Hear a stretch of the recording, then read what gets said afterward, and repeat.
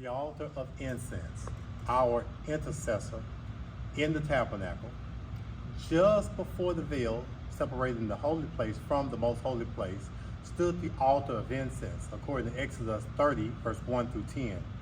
Made of acacia wood and overlaid with gold, it was used daily by the priest to burn fragrant incense, symbolizing the prayers of the people rising to God. Every morning and evening, Aaron would burn incense on this altar as part of his priestly duty, according to Exodus 30, verse 7 and 8.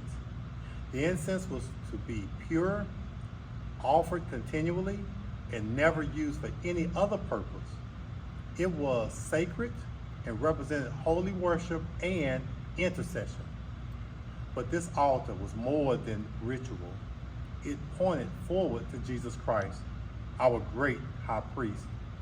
In Revelation chapter 8, verse 3 through 4, we see the heavenly altar of incense and the prayers of the saints ascending before God.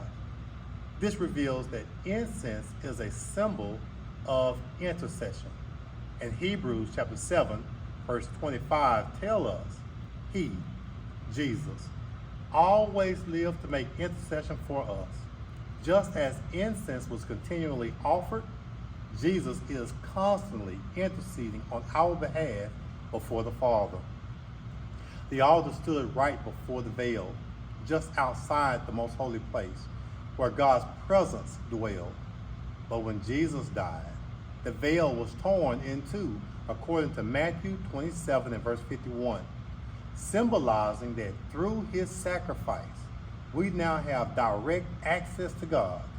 Hebrews chapter 10, verse 19 through 20 says, we can now enter the most holy place by the blood of Jesus. Furthermore, the incense was to be burned with fire from the altar of sacrifice, according to Leviticus chapter 16, verse 12 through verse 13. This reminds us that our prayers and worship are only acceptable to God through the sacrifice of Jesus. He is both our atonement and our mediator. In summary, the altar of incense points us to Jesus as our constant intercessor, according to Hebrews 7 and verse 25. Jesus as the one who gives us access to God, according to Hebrews chapter 10, verse 19 and 20. Jesus as the one who sacrifices our worship and prayers.